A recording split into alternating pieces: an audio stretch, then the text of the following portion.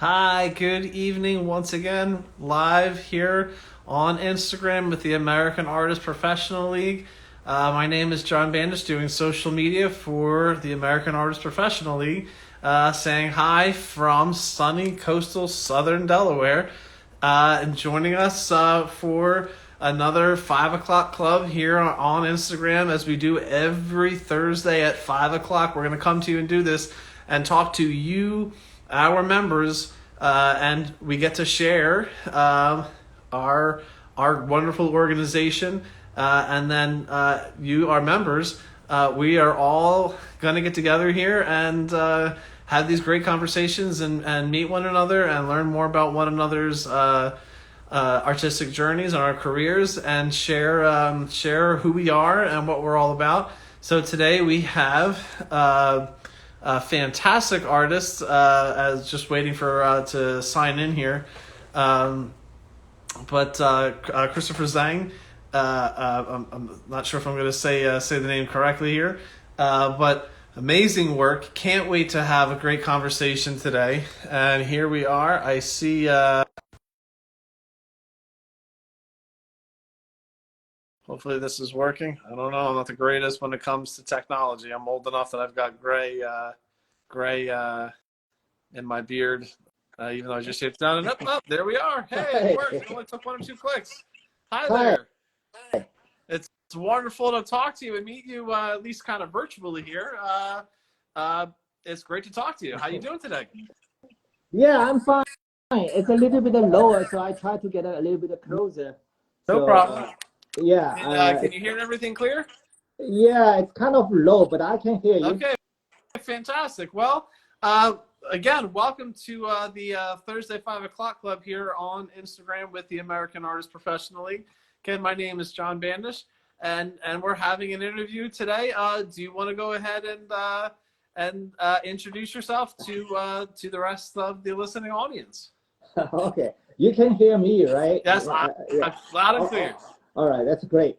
Yeah, I'm a new member of AA, PL, and originally, I'm from China, Shanghai, China. I was born there. Then I started painting mouse portrait during the Cultural Revolution. I was 12 years old. Then when the Cultural Revolution ended, I went to the art school for the formal art education in Shanghai, China. And in 1990, right after Tiananmen Square, incident, I had a chance to come to United States to continue my art education. So for my graduate program, I went to Rhode Island School of Design first, and then I finished in Rhode Island College for my master degree. That was 1990. So since then, I became a professional artist right now. Wow. So first off, there is a lot to unpack here. What an amazing life story you have. Being born in another country, coming to the United States for art, let alone for any other reasons, but for art, and studying and going from one amazing institution to another amazing institution. Um, there's just a lot to unpack here. I guess the first question would be: so you were painting Mao's portrait, which I don't know if many people that are tuning in now or that will listen to this in the future understand that that's not necessarily something that just anybody gets to do. Am I correct in that? That's right. Well, this is well because you asked me, my background. That's what got me fall in love with art. That is, if someone knows the Cultural Revolution in China, that was in the 1960s, and I was just finished my elementary school. Then the revolution started, so all the schools stopped. But his portrait needed to be everywhere. All right, on the wall, on the building, and inside, outside. So needed a lot of artists to do, and I was just a kid. So I just followed some artists and being their assistant. For example, they want a brush, I give them a brush. They want a kind of a color, I give them the, the tube of the paint. Then later I learned, how to do this. So during the 10 years, I was invited by different units, organizations, companies, to do his portrait. That's what, I like that. This is kind of course, this is more is like a propaganda and it's not art. But meanwhile, because I got to know a lot of local artists, even you are very famous, you still have to do his portrait. So they told me a lot of about art, like masters, the European art, American art too. And then I had a chance to see some masterpieces through the books and the magazines.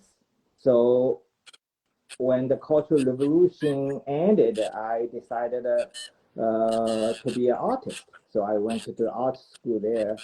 So I received the BFA. Then I wanted to see, because at that time there was no original Western paintings in the Chinese museums.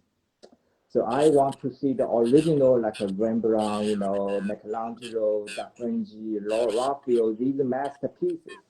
So my dream was to come to the West and study the art. Meanwhile, I could see all these original masterpieces. So finally, my dream came true. Wow, that's incredible. I'll say that so many of the people that I've been able to interview here on this platform and this channel have more similar backgrounds. Most people, since we are the American artists professionally, we're based here in the United States. You have to either reside here or be an American citizen, even if you're living abroad somewhere else. Most of us tend to have somewhat of a similar journey. There may be some differences, but it's great to talk to somebody who has a very different perspective. I mean, Eastern art, from a historical standpoint, has just very different aspects. For the average person who may tune into this, we're talking about spatial relationships, color relationships. Western and Eastern art have just historically have had some different perspectives. So that being said, it's fantastic to hear that you took this background that you had, and a wonderful background it was, your father being involved in art, to then come to the United States. Now, if I may ask, you chose RISD, the Rhode Island School of Art and Design. What made you choose RISD as a school to go to? Well, when I was in China, I didn't know, and which art school I should go, because I never been in the United States. So I just checked all the universities and art schools. But at that time, why I'm end up in New England? Because my brother came to the United States 2 years before me, and he was not an artist. He studied the business, and he was in Rhode Island, Providence, Rhode Island. So he said, "Oh, there is a very good art school. If you wanted to come, so we could, be together and help each other." Of course, I didn't only apply for RISD. I applied some other art schools too. I think some art schools even in Canada, like Montreal, art school like this. But I was accepted by several. Then I wanted to be with my brother, because he came here, 2 years before, and has more experience living in United States. So he could help me and guiding me to to set up. So that's why finally I choose go to Providence. Oh, that's fantastic. It's well, and I'll say that I didn't permanently move to Europe when I studied abroad in Rome, but I can imagine, and that was another Western country, but it was still a very different, one of language too. There were different societal and cultural differences that if I had known somebody there and got to live with them, I'm sure it would have made my transition much easier. In fact, I may still be there for all I know. So if I can kind of continue on to this track with education a little bit, what do you think was really beneficial for you in your artistic journey coming from China to the United States? What you learned at RISD, how has that influenced what you're doing right now? Oh, yeah. Well, by the way, I didn't graduate from RISD. I was applied and I was accepted. Okay. The reason I transferred from RISD to RIC, they call it RIC. That's what I call it. They have also wonderful art program. Is because at that time China was poor. We didn't have the money, and I couldn't. And pay the tuition. So finally, and they told me, oh, there's opportunity for the art student to apply for the scholarship. That is called a Rhode Island Foundation. And so I applied, and I got the 2 years and the foundation scholarship to cover my tuition. But there is bigger but is, I cannot go to the private school. I have to go to the public, and the university. So I had to leave RISD. But I was not, liberated, because the RISD at that time was very modern. Okay, so all my teachers and the faculty exhibitions I went, they are very, very contemporary and very modern art. That was not like I was trained in China, and what I admired all these masterpieces is kind of classical realistic.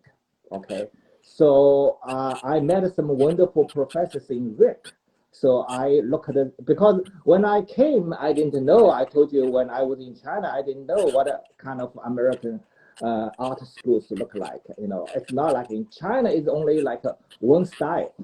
So you go to a different art school, they teach you the same kind of Russian 19th century or Soviet Union social realism.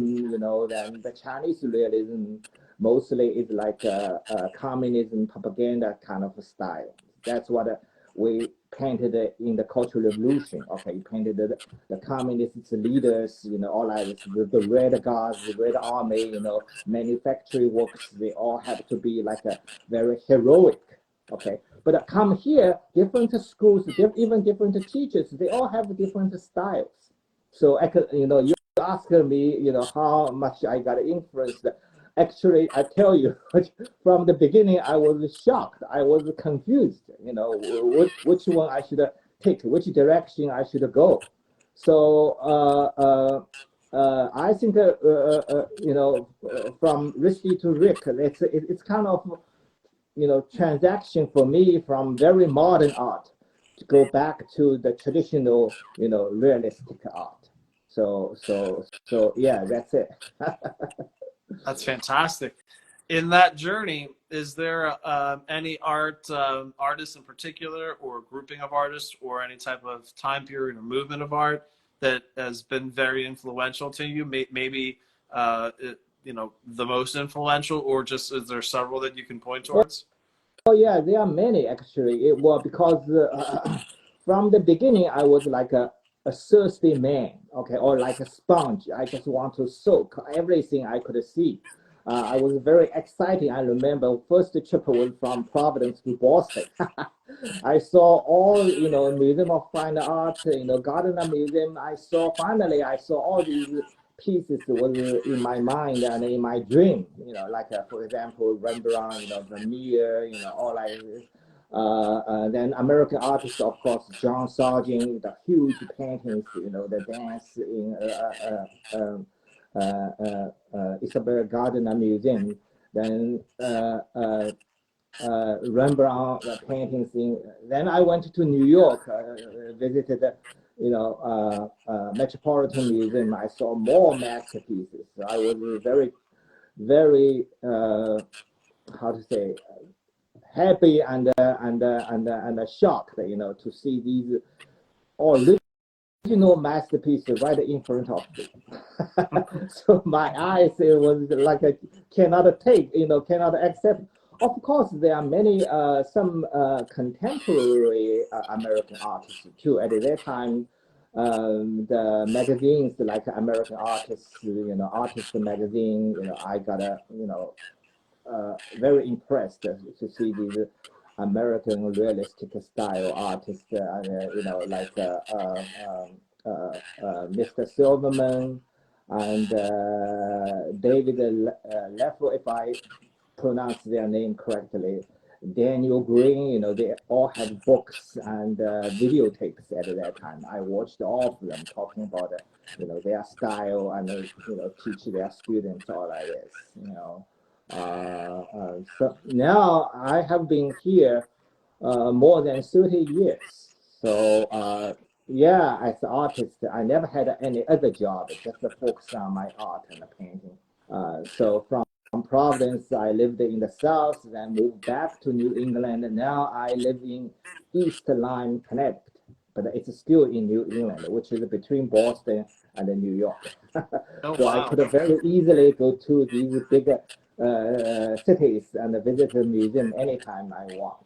Yeah. So meanwhile, I saw many young artists. You know, they are doing very good and a fantastic artwork. So I still focus on the traditional, classical, realistic way. You know, you probably see my paintings, you know, on my website, you know, or you know the show.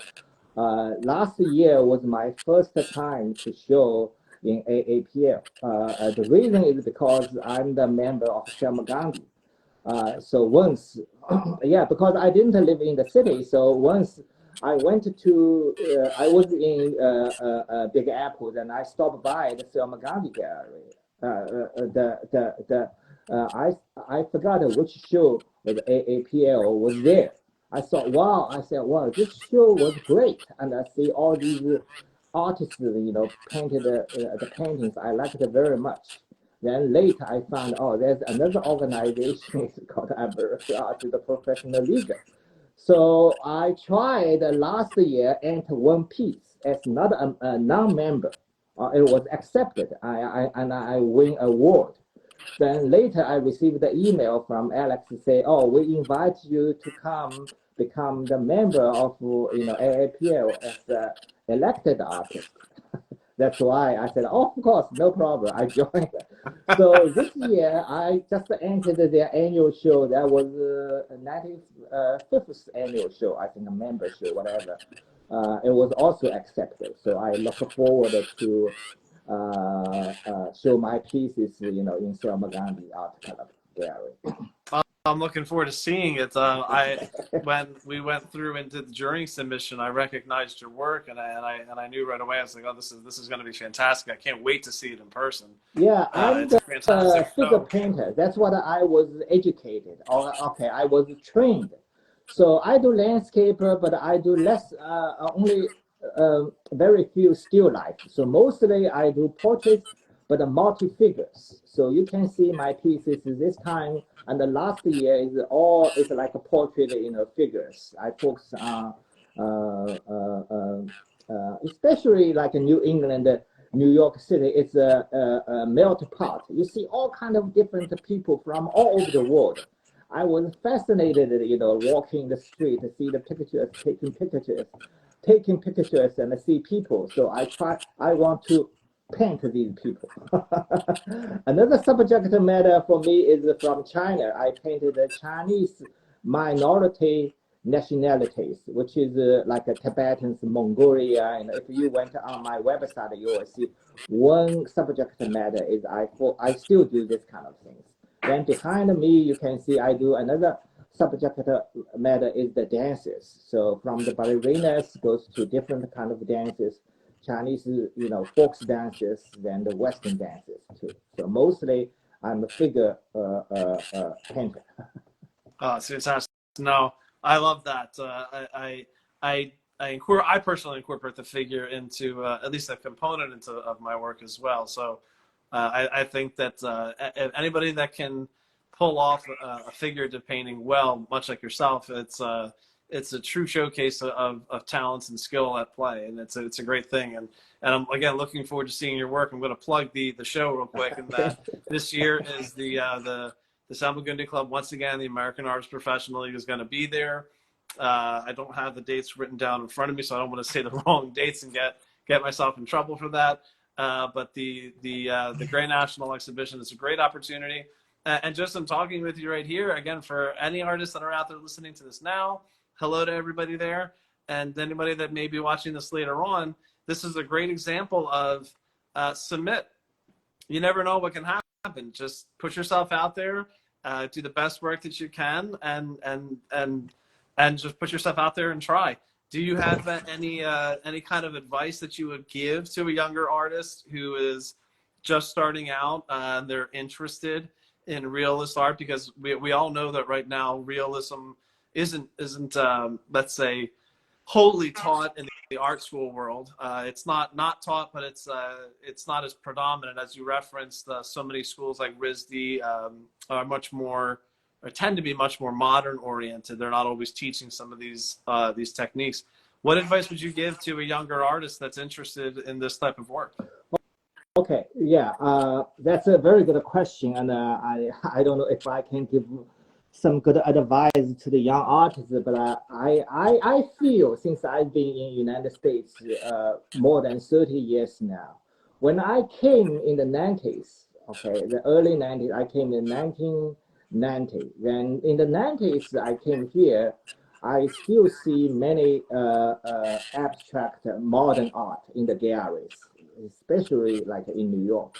Okay. Now, after 30 years, I feel maybe, it's not for other artists that feel the same way, but the tendency is move to kind of classical and realistic style now.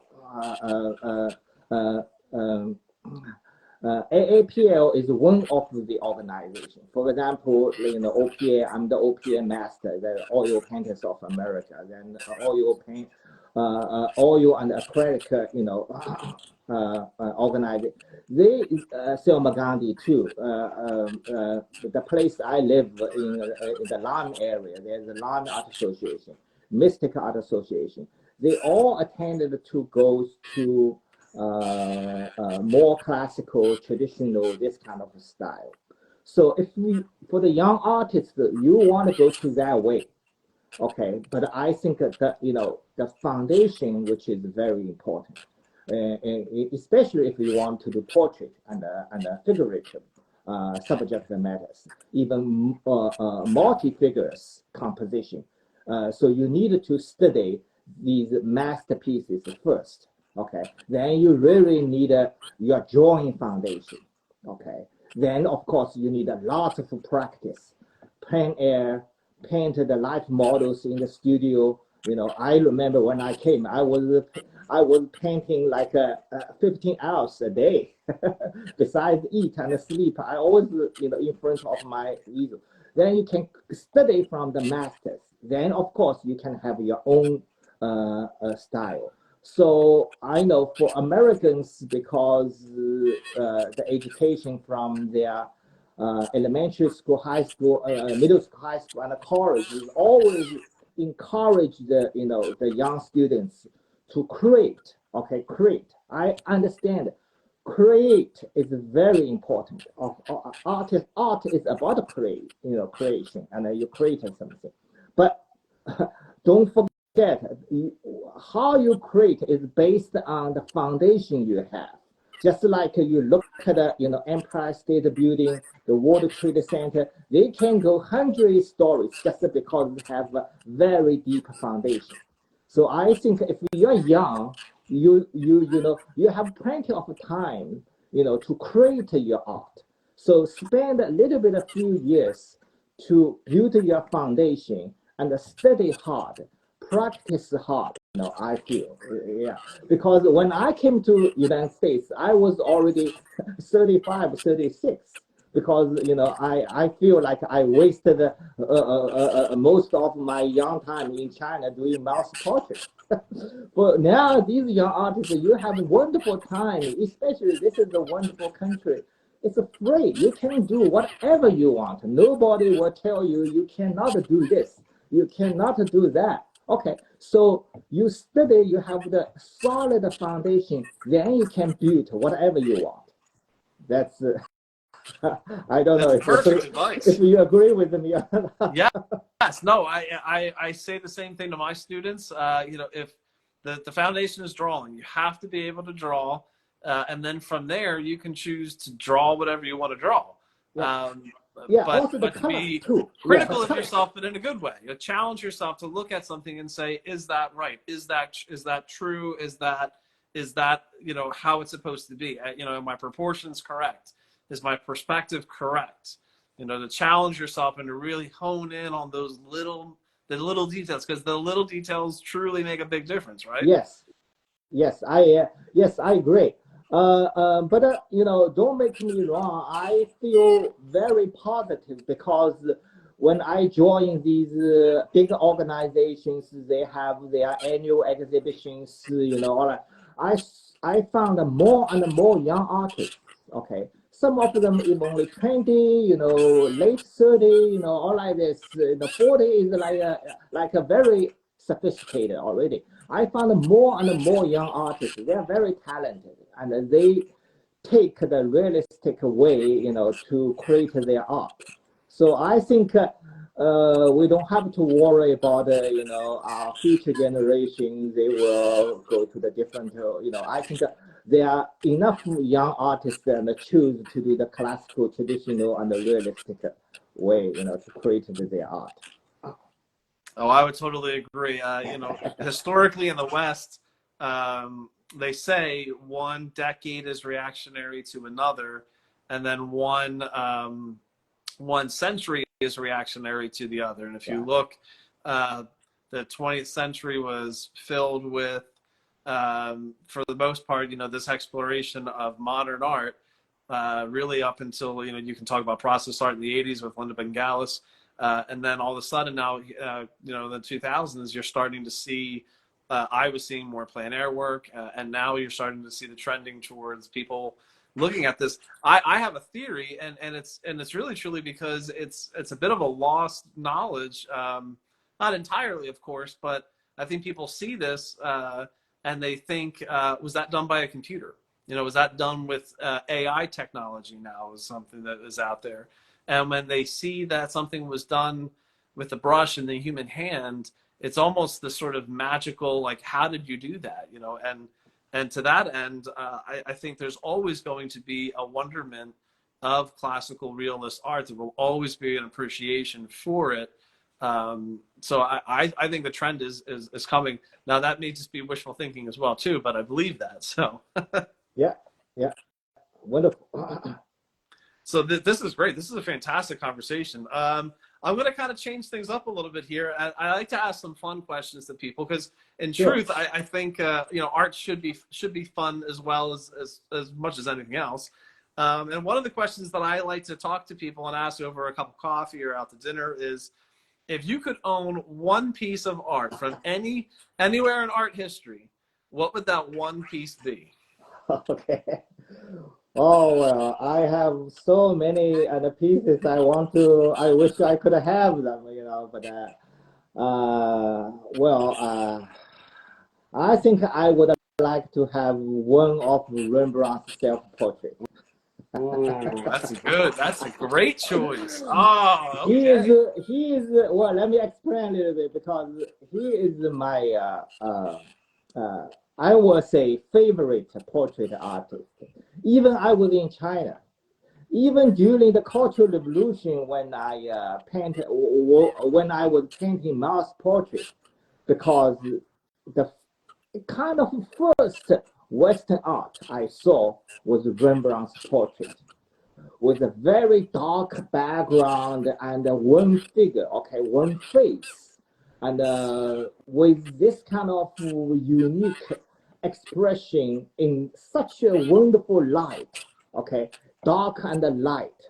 Then the color was kind of warm because there was no electricity, the candle light. You can tell this kind of thing is really, that makes me want to be an artist like this. Of course, there are many more wonderful, but you said I only could have one. So I choose Rembrandt's self-portrait. If somebody asked me that, I'd have a hard time. I mean, I could point towards 10 things off the top of my head that I would love to be able to own and look at every day, all day long. So, so kind of along the same lines as that, what one person from anywhere in art history, forget language barriers, just assume that, you know, everybody can speak the same language. Is there one person from art history that you would sit down and want to have a conversation with, have dinner with, have a cup of coffee, anything that you pick your poison, so to speak? Oh, And then you could have a well, conversation with one artist. that's Who would that one also a artist be? wonderful question. And I would say Rembrandt too, but I'm going to say another artist. Okay, I admired very much. And Rembrandt is wonderful, but he is a Dutch artist, you know, in the 16th century. It's a little bit too old. I don't know if I could communicate with him. Okay, there is one artist I admired him very much. Actually, I studied a lot from his style. He influenced me very much. He is a Russian artist in 19th century. His name is called Ilya Rybin. If you Google or you go to, I went to. Let me explain a little bit, because even after the Cultural Revolution, China went back to normal. It's still a communism country. They didn't open to the West from the beginning. Now it's open to the West. Americans can go to China, Europeans, Japanese, all can go to China, no problem. But at that time, so they are still very isolated, okay, especially in the art world. So all we can see is the Russian art because the Soviet Union. So I fall in love with one group of art. In 19th century, it started in the middle of the 19th century, go all the way to early 20th century. Their name is called Itinerists. Okay, so it's a one group. They're wonderful Russian realism style artists. Among them, I think the best was the artist I mentioned, Ilya Rybin. So you go to St. Petersburg, it's the best Russian art school now is in his name. It's called the Rybin Art Institute in St. Petersburg. And I even before I went to France, Italy, you know, to see these masterpieces, I went to Russia first because I was so close to these Russian artists when I was in China. I want to see their originals. So in St. Petersburg, it's called the Russian Museum, and in Moscow there is the same Russian museum. It's called Terechakov Gallery. Okay, there are many Rybin's masterpieces. Also, because he lived very long from middle of the 19th century, go off the 2030s. Okay, so he left when the Soviet Union started, when the Lenin Stalin's revolution started. He left the Soviet Union, went to Finland, and died there. Okay, why I want to have a conversation and have a dinner with him, because when he get famous, he get rich, and he built his own house and a studio. All right, and received many famous like Rachmaninoff. He painted. Okay, then Tolstoy, the famous writer, go to his place, and they had a wonderful conversation about music, art, literature, and which I love all of them. So if I could sit at a table with him and have a drink with him, that would be fantastic. That would be wonderful. That sounds like a fantastic night, especially Rachmaninoff. He said, for anybody that may not know who he was an amazing composer, pianist, multi-instrumentalist. I had a friend in art school who would play Rachmaninoff on the piano in our common area, and it was such a great treat to be able to listen to that play. It was fantastic music. Right. So I try to keep these conversations to, about 30, 40 minutes or so, and we're kind of coming up to that. And it's sort of a shame because this has been such a great conversation. And you've got such a unique story compared to so many other people who were born here, went to school here. You have a background, as you said, 30 years before you ever even came here, and now you're sort of furthering your, your artistic journey, and you've blossomed into this amazing painter. So I guess what we'll do here is what I try to do at the end of every one of these interviews is give you the floor, so to speak, and tell people where they can see more of your work. They're going to be with us at the Grand National Exhibition that's going to be this November up at the Sal Magundi Club in New York. Do you have any other shows going on right now? Do you have I don't have any, yeah, well, I don't have any personal show, but I have some group shows going on. Actually, I will have two pieces for the Film Gandhi show coming. Actually, in this month, so. Then I will have four pieces in the Line Art Association gallery. Then I have one gallery in Charleston, South Carolina, always carries my paintings, and you can go. By the way, they just hosted the OPA national exhibition there in April, and I was one of the jurors for the plein air competition. So I was down Charleston, South Carolina, which is a beautiful city. I don't know if you've been there. There's a gallery called Raynard Art Center, which is in King Street, Charleston, South Carolina. Very well, yeah, I have some other galleries, but they are not big. They're small in Connecticut here and there. Mostly, it's in New England. I'm also the member of the Corporate Society. I'm the master member of the Corporate Society in Boston. So I don't have any pieces right now, but maybe the next show I will enter in that piece. God, yeah. I'm very familiar with Fine Art Galleries and very familiar with Charleston. Oh, really? That's wonderful. I'll quickly tell great. you that when my wife and I were leaving Philly, I wanted to move further south, and Charleston was number one, my number one choice to move to. I love that city and the region. It's beautiful down there. So the next time I'm down there, I'll make sure to go in and check out your work. And yeah. Can't wait to see your work up in Sal Magundi Club. With the Grand National Exhibition up in New York and later this year in November. It was my pleasure speaking with you today. You've got such an amazing journey. I learned a lot today. I'm inspired by listening to you talking about get out there. We live in this great country where you can do anything. No one's going to hold you back. Go out there and do it. I'm certainly inspired to get right behind me and get to work. So thank you very much for coming and speaking with us today.